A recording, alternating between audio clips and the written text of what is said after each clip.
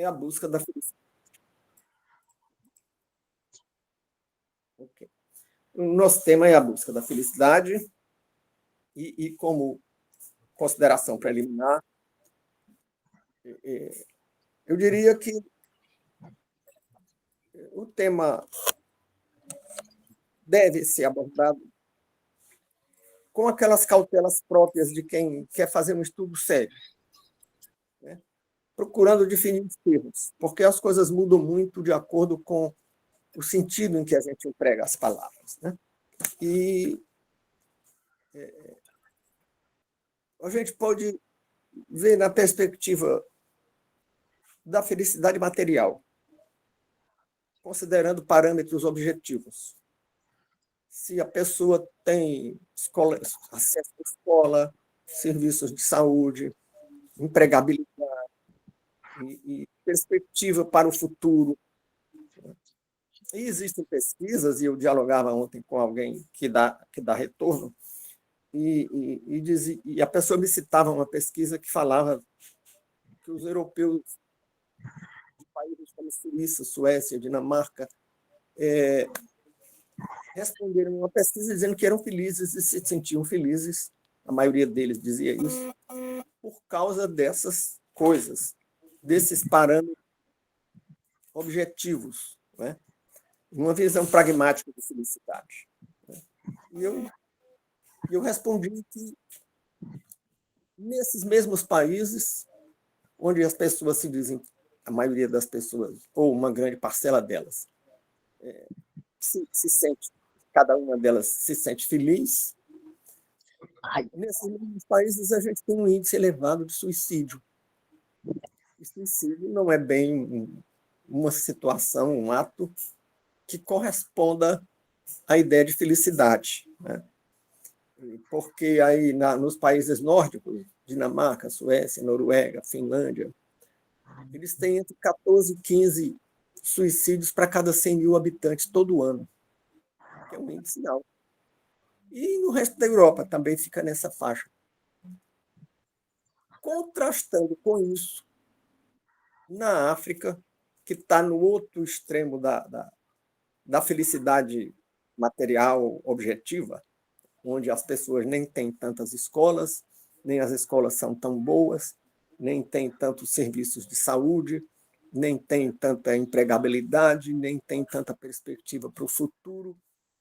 O índice de suicídio na África como um todo é de 11 por 100 mil habitantes por ano.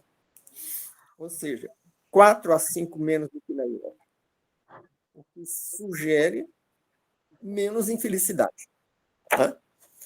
E para completar, a gente pode pensar nos índices de suicídio da Rússia, que nem tem condições de vida materialmente tão boas como a Europa do Norte, nem a Europa Ocidental, mas também não tão ruins como na África, porque os russos têm muita escolaridade e uma boa escola, e tem serviços de saúde que podem não ser tão bons quanto os da Europa, mas são muito melhores do que os da empregabilidade, tem perspectiva futura, mas o índice na Rússia por volta de 30 por 100 mil habitantes. É como se você imaginar uma cidade de 100 mil habitantes, menos, né? Talvez seja um Iguatu, um Crato, um Itapipoca, que tem isso, ou um pouco mais do que isso, tivessem 30 suicídios todo ano. Né? Então, de fato, aspectos subjetivos da questão da felicidade ou da infelicidade parecem preponderar sobre aspectos objetivos. E eu nem falei no Japão, porque o Japão também tem condições materiais muito boas, boas escolas do mundo, bons serviços de saúde, empregabilidade. O Japão se caracteriza por um índice de desemprego que é sempre muito menor do que do Ocidente.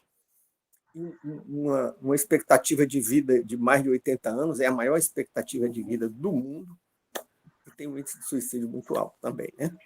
Então, existem, você pode ter fatores culturais e até fatores ambientais, mas o fato é que não são só as questões materiais da qualidade material de vida, né? Então, a pergunta seria: e o que é felicidade, né? Aquele cuidado de definir os termos que estamos usando, porque quando a pessoa redefine a semântica das palavras do jeito que quer, a pessoa terá sempre razão, a pessoa estará sempre certa, mas nem sempre estará de acordo com a realidade, né? Vamos procurar. Existem diferentes concepções, vamos procurar identificar algumas delas e analisar o tema com base nisso, né? Você pode olhar um objeto de estudo do ponto de vista dos poetas, ou do ponto de vista dos filósofos, dos teóricos da política, dos juristas, do ponto de vista da tradição judaico-cristã, né? Então, da sensibilidade, os poetas têm muita habilidade, né? Têm uma capacidade muito admirável de expressar os problemas quando se trate de estudo da subjetividade. E aí eu lembrei de uma música que eu não consegui achar o autor, mas ela é interpretada pelo Ney Matogrosso. Uma música que tem um verso que diz: a felicidade procurada corre, e a esperança é a mesma que morre. Não é? Começa com um verso que diz assim: coração, governador da embarcação do amor, né? Essa música é interpretada pelo Ney Matogrosso. E propõe uma questão muito relevante do ponto de vista da subjetividade. Ela diz que quem procura a felicidade espanta a felicidade. A felicidade procurada corre, né? Se nós olharmos para as lendas, os mitos, que também muitas vezes expressam com grande sabedoria a subjetividade humana, nas lendas medievais, o Santo Graal. O Santo Graal era supostamente um cálice onde Jesus teria bebido nele durante a última ceia. E as lendas diziam que quem encontrasse o Santo Graal seria feliz e teria tudo o que quisesse, né? Esse Santo Graal teria poderes mágicos. E as pessoas iam procurando. Tinham pessoas que realmente acreditavam na lenda e saíam pelo mundo procurando o Santo Graal, né? E ninguém encontrava. Então, surgiram explicações e alguém dizia que as pessoas encontravam, sim. Algumas pessoas tinham. Mas quando encontravam o Santo Graal, quando encontravam o Santo Graal, ele se encantava, se pegava, estava na sua mão e sumia, né? E aí a explicação era: a quem serve o Santo Graal? E a resposta era: o Santo Graal serve a quem o serve. Então, por que ele sumia na mão da pessoa que encontrava? Porque a pessoa queria se servir dele. Ou seja, a felicidade procurada fora. A pessoa ia atrás do Santo Graal para ser feliz, ela ser feliz. Não para proporcionar algo a alguém, né? Ou para adorar o Cristo que tinha bebido naquele cálice, né? Isso aí seria transcendência, seria ir além de si mesmo. A pessoa que fazia isso não tinha transcendência. E nós podemos dizer que sem transcendência não há felicidade. Por que a felicidade procurada corre? Pela mesma razão que o Santo Graal sumia da mão de quem o achava, né?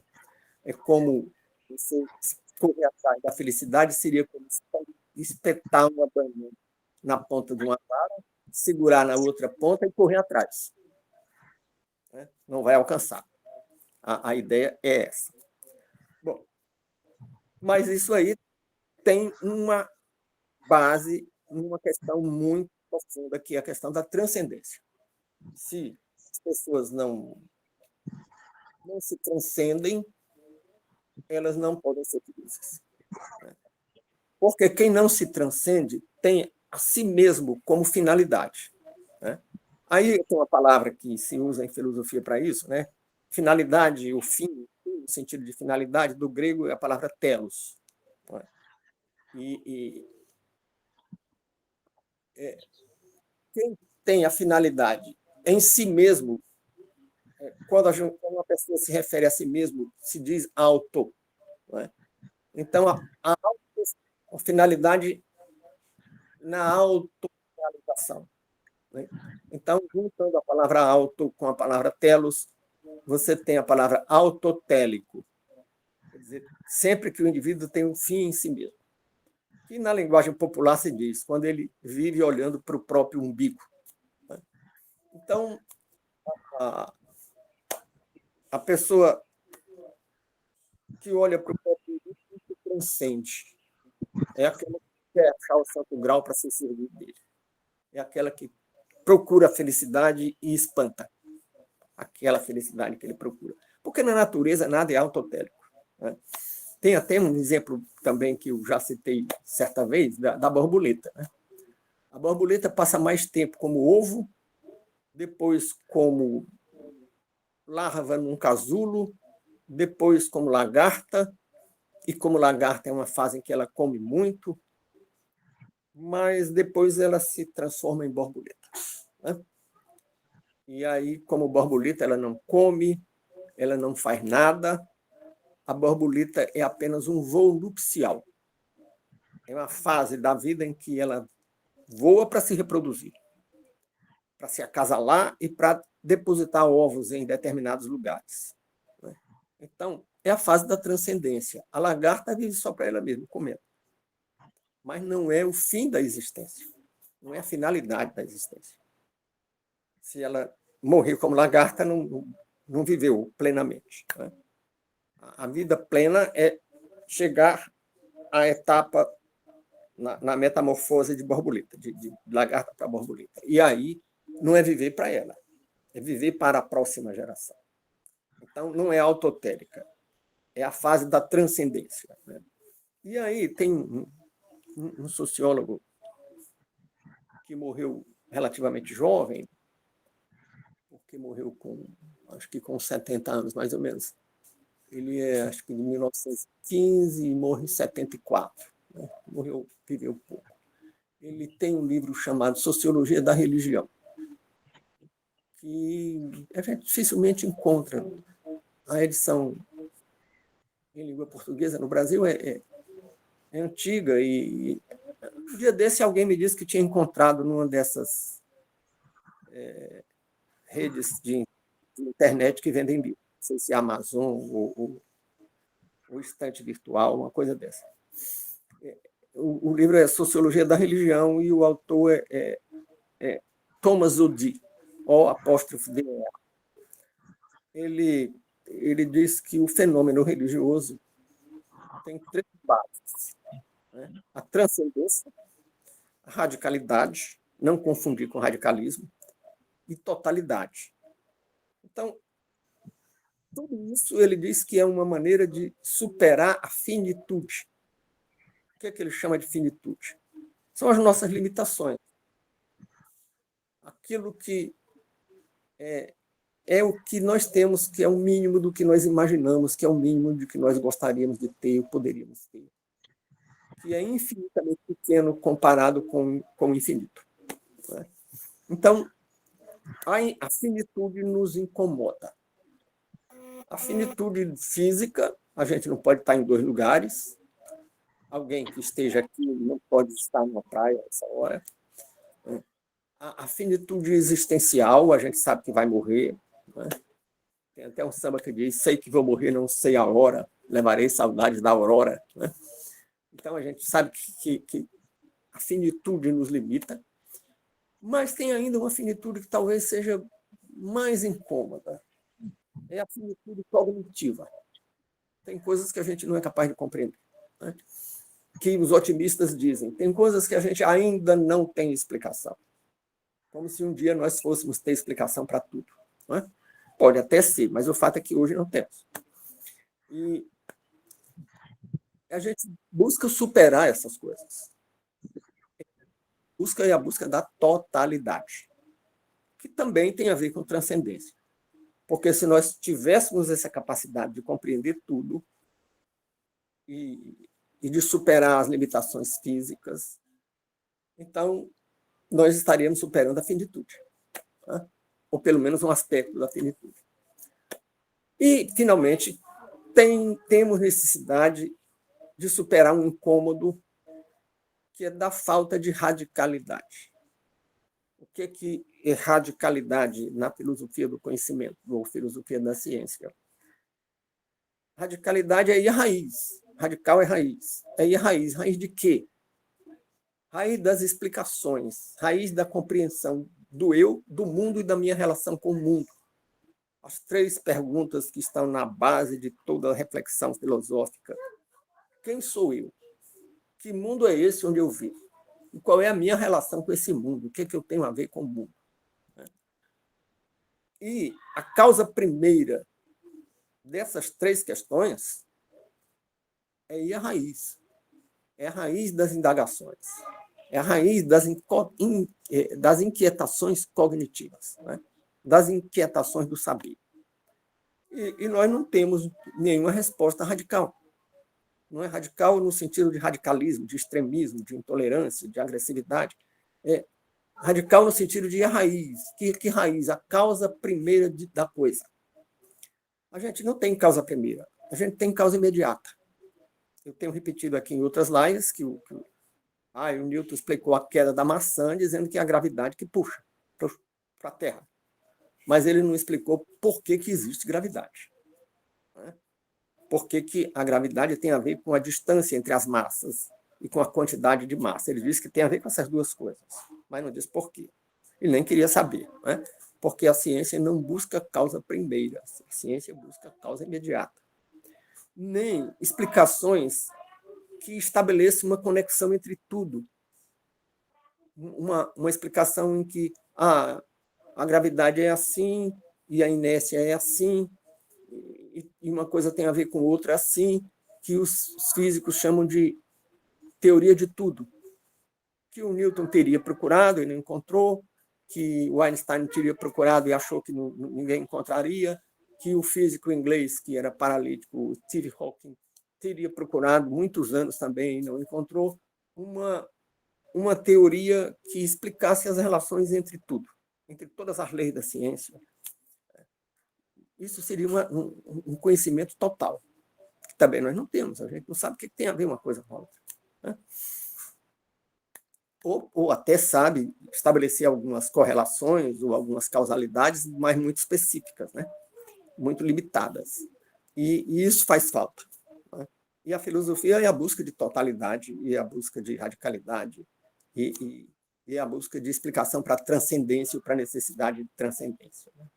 Bom, então, o poeta diz que a felicidade corre quando é procurada, e a Declaração dos Direitos do Homem, na Declaração de Independência dos Estados Unidos, diz que todo homem tem direito à busca da felicidade, tem direito de buscar livremente a felicidade, porque diz que todo homem nasce com esse direito. Isso é o que os juristas chamam de direito natural. É a ideia de que existe um direito que não foi criado num debate, num congresso, num parlamento, que nem foi criado na pena dos escritores que fazem doutrina jurídica, mas que existe pela natureza.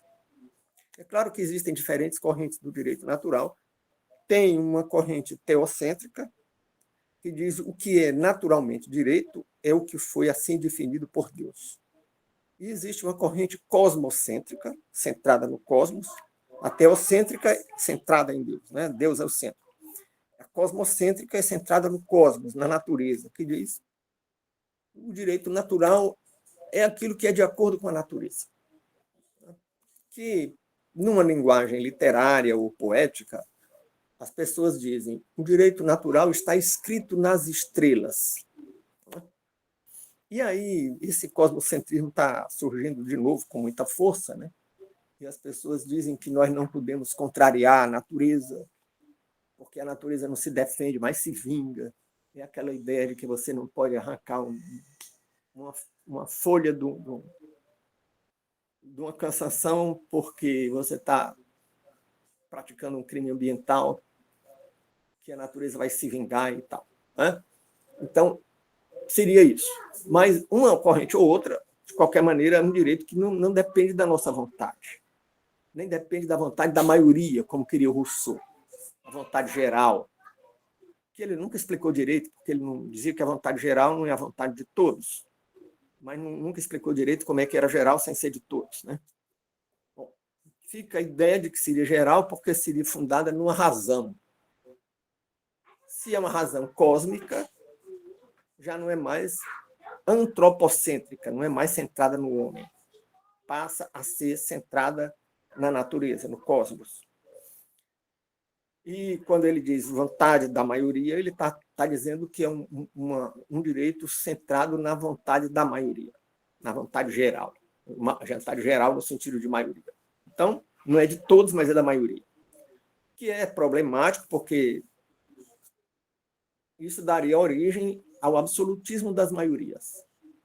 Se o bem e o certo é o que a maioria diz, a maioria pode dizer qualquer barbaridade. Né? Então, tem esse conflito. Mas a Declaração de Direitos dos Estados Unidos se postou do modo do direito natural, do justnaturalismo. E diz que todo mundo tem direito à busca da felicidade. Mas olhe lá, a busca. Não diz que todo mundo tinha direito de ser feliz. Tem direito de procurar a felicidade. Né? E não disse o que era felicidade. No que foi muito sábia, porque se ela dissesse felicidade é isso, se felicidade é isso, então é só isso. Se é só isso, ninguém pode querer ser feliz de outro modo. Como eles defendiam a liberdade, eles estavam dizendo que liberdade pode ser o que você entender. Você pode ter a sua concepção de liberdade e tem direito de tentar alcançá-la. E dizia que isso era um direito porque era natural. Não eram eles que estavam decidindo isso. Eles não poderiam, como legisladores constituintes, dizer o que deve ser a felicidade. Muito bem. Então, ficamos desabrigados. Continuamos sem saber o que é a felicidade. E continuamos atrelados à ideia da busca da felicidade. Que o poeta diz que a felicidade procurada corre. Que a lenda medieval dizia que quem procura o santo grau porque quer ser feliz, o santo grau se some. Né? Bom, então, qual seria uma outra alternativa, uma outra opção?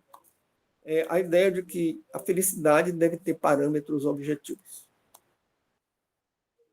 Que tudo bem se você está falando em política pública, porque a política pública não pode ditar limites da subjetividade. Aí você pode dizer, bem, a felicidade é diminuir a mortalidade infantil, a felicidade. Talvez não se devesse era usar o nome felicidade. Você poderia dizer o bem-estar material. O bem-estar material deve se preocupar em diminuir a mortalidade infantil, em aumentar a esperança de vida, em aumentar a empregabilidade, em aumentar a escolaridade, controlar certas doenças e epidemias. Então, e isso tem sido feito. Isso tem sido feito com enorme sucesso. Há uma corrente dominante nos meios intelectuais que diz que houve um fracasso do processo histórico baseado na Revolução Industrial e baseado na liberdade dos agentes econômicos, né? Porque tem muita miséria, porque tem muito crime, porque tem isso e aquilo. Né? Quer dizer, se você tem um grande quadro branco com um pontinho preto e a pessoa pergunta o que tem nesse quadro, ninguém diz, tem um quadro branco. As pessoas dizem, tem um pontinho preto. Né? Porque quem diz que houve fracasso está esquecendo que a mortalidade infantil despencou enormemente no mundo todo. Despencou tanto que houve um crescimento populacional explosivo, até que se conseguisse, por meios artificiais, controlar isso. Mas quando o crescimento populacional deixou de ser explosivo em muitos países, foi preciso um recurso artificial. Não foi porque morresse gente como antigamente. Que a mortalidade empatava com a natalidade e a população não crescia. A população levou 1000 anos ou mais para dobrar no mundo, a população do planeta. Né? Depois do desenvolvimento industrial e econômico, ela passou a dobrar em décadas. Então, a mortalidade infantil e a mortalidade geral foram contidas. O mundo deveria estar mais feliz. Meus filhos estão morrendo menos, então eu estou mais feliz. Também o analfabetismo tem sido derrotado. Até no Brasil, todo mundo acha que foi um fracasso, mas se você olhar em 1800, você tinha 1 ou 2% da população alfabetizada e escolarizada, com uma escolaridade mínima de algum ensino fundamental. E em 1900, 100 anos depois, isso já era 10% ou 20%. E em 2000, isso já era 86% da população, pelo menos precariamente alfabetizada e precariamente escolarizada, mas com alguma escolaridade. O que foi um salto enorme, né? Então, houve sucesso, sim, no campo das questões objetivas que a visão material relaciona com felicidade. Né? Mas a pergunta seria, e com todo esse avanço, as pessoas são mais felizes? Parece que não. Né? Tem aquele livro do Modris Eckstein, né? Um livro que tem o nome de uma peça de teatro, tem o mesmo nome de uma peça de teatro, é A Sagração da Primavera, né? Mas não trata da peça de teatro.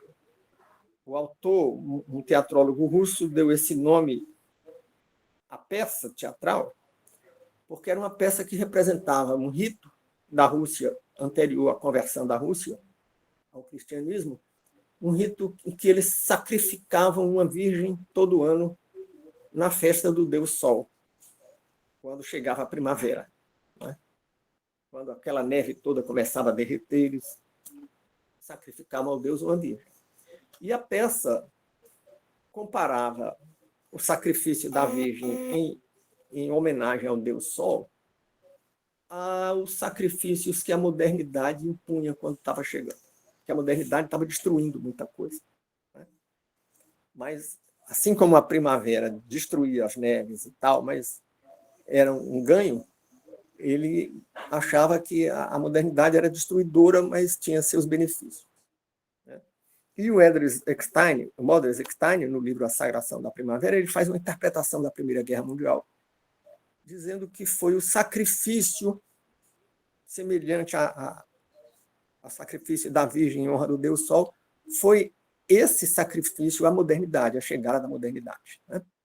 E diz mais, e diz que as pessoas consultadas, as pessoas que viveram antes da Primeira Guerra, que ele acha que foi realmente a virada da modernidade, as pessoas que viveram antes diziam que só quem viveu antes é que sabe o que é viver.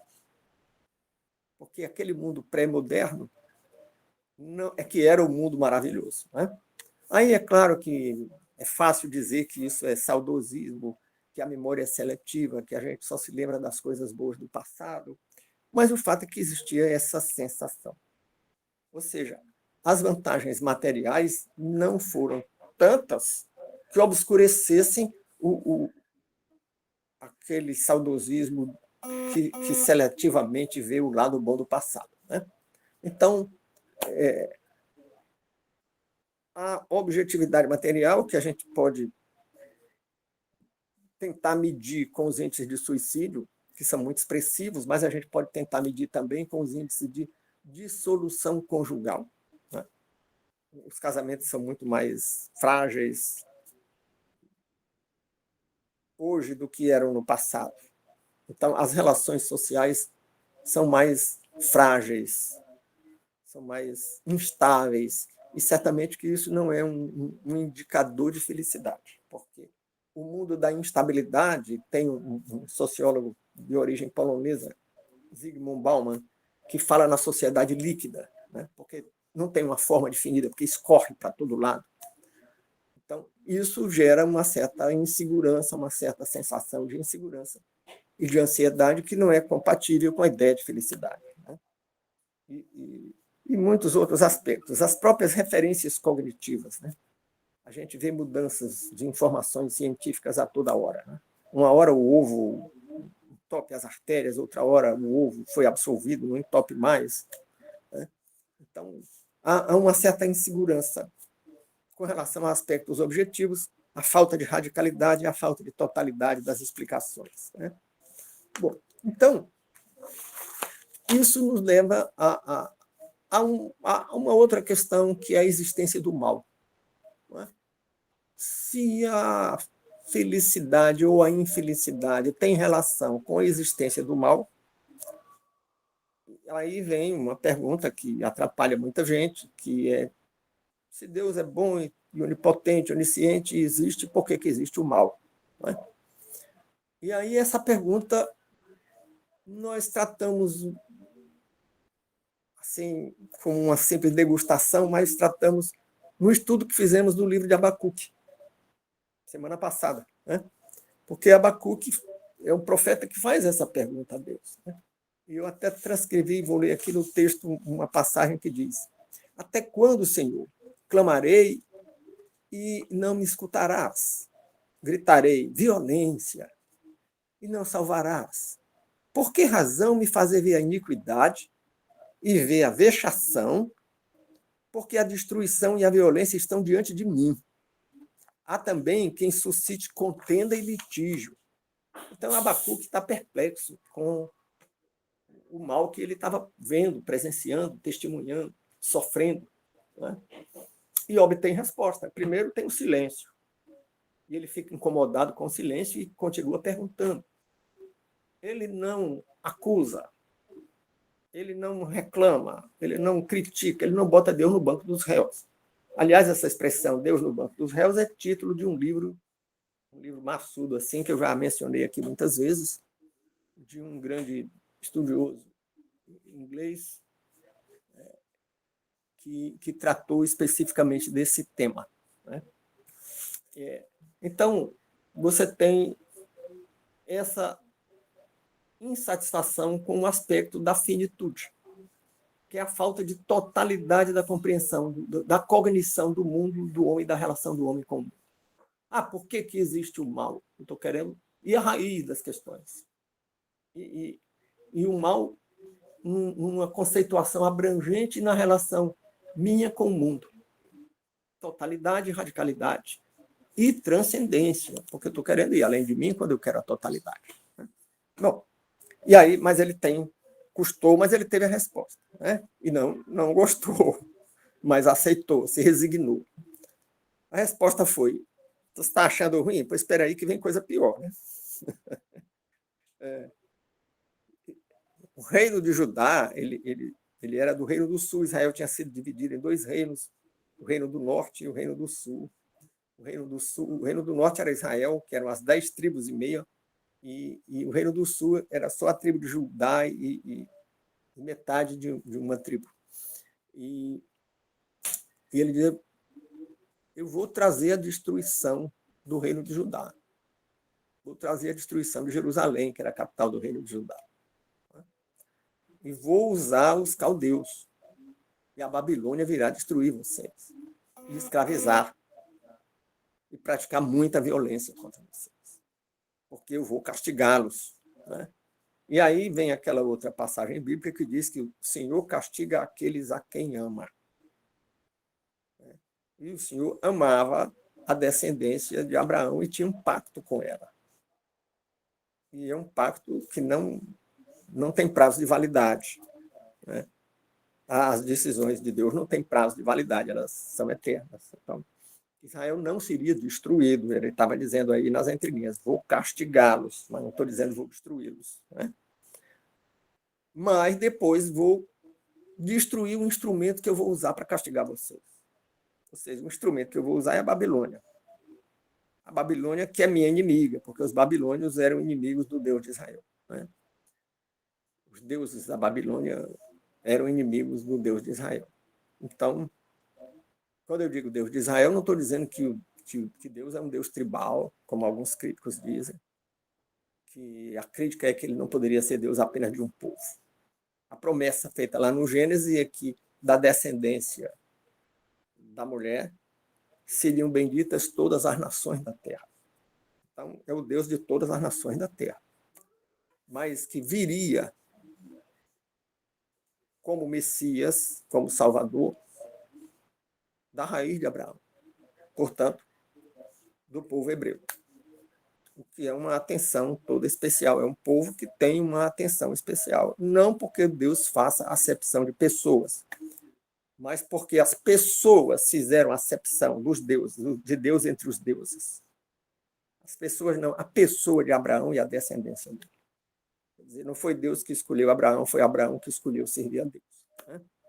Então, não foi Deus que escolheu os hebreus, foram os hebreus que escolheram ser fiéis a Deus, mesmo quando foram fiéis da maneira errada, sem compreender que o Messias não vinha como um chefe guerreiro restaurar o reino de Davi, né? Vinha para se sacrificar pela humanidade. Né? Mas o fato é que resulta numa aliança e numa bênção para esse povo. Então, esse povo não foi destruído. É o único povo do mundo que viveu muito mais de 2.000 anos sem ter um Estado e sem perder a identidade nacional.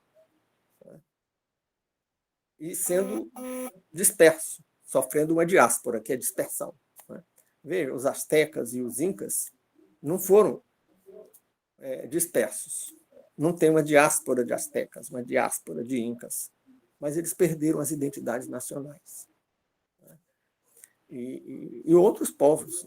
Onde estão os filisteus e os amorreus e os amonitas e todos aqueles povos, e os egípcios, e os caldeus, e os assírios, e todos aqueles povos que perseguiram Israel? Eles sumiram.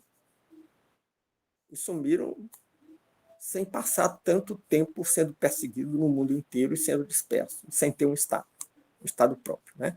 Tem um povo lá no Oriente Médio que não tem Estado e que mantém a identidade, que são os curdos, que numa faixa de terra que compreende o norte do Iraque, o noroeste do Irã, o norte da Síria, o sul e sudeste da Turquia,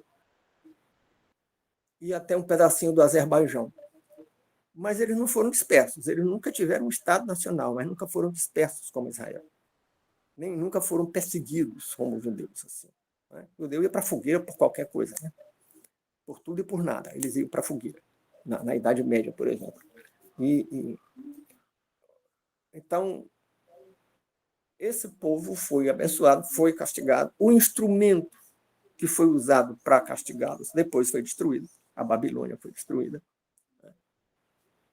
E foi a resposta quando o profeta Abacuque perguntou por que há o mal. Né? E a resposta foi: você ainda não viu nada. Né?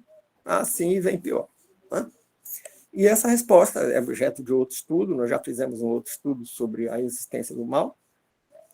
E não dá para ser tratado aqui como um apêndice do estudo da felicidade. Apenas eu posso dizer que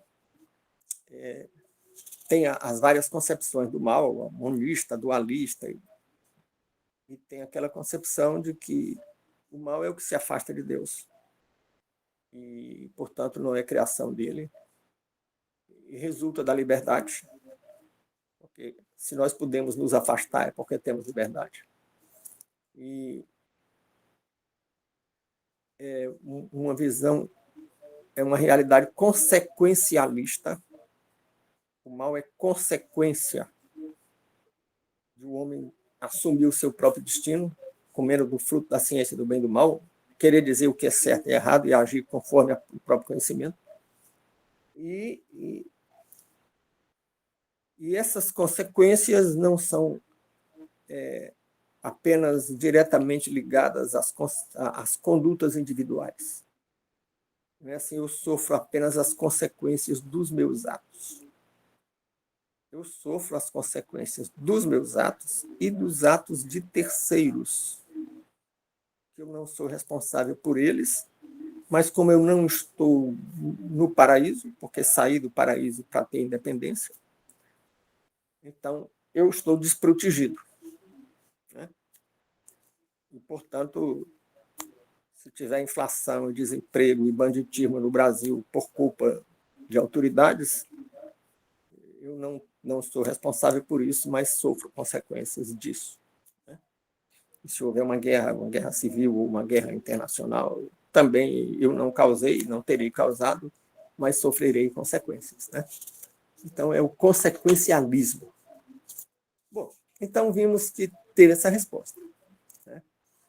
E vimos que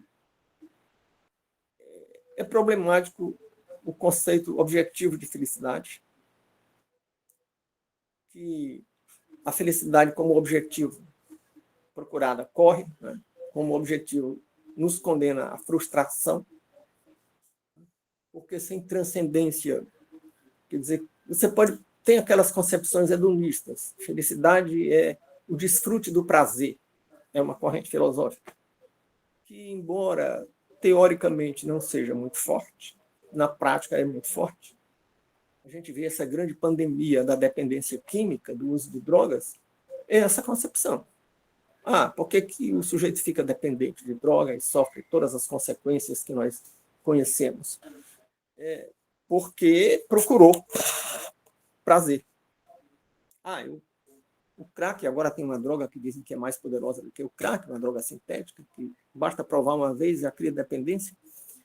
Então, por quê? Quem vai atrás ou vai atrás do prazer, ou vai atrás da aventura, ou vai tentar satisfazer a curiosidade e cai na armadilha. Né? Então, nós temos essa concepção de correr atrás da felicidade forte. Tem também aquela concepção de que ser feliz é conquistar objetivos. Ser feliz é você passar no concurso, fundar uma empresa e a empresa ser bem-sucedida, constituir uma família estável e saudável e bem encaminhada na vida, ter sucesso como profissional, ser respeitado ou ser admirado no que faz. São objetivos perseguidos por muitos.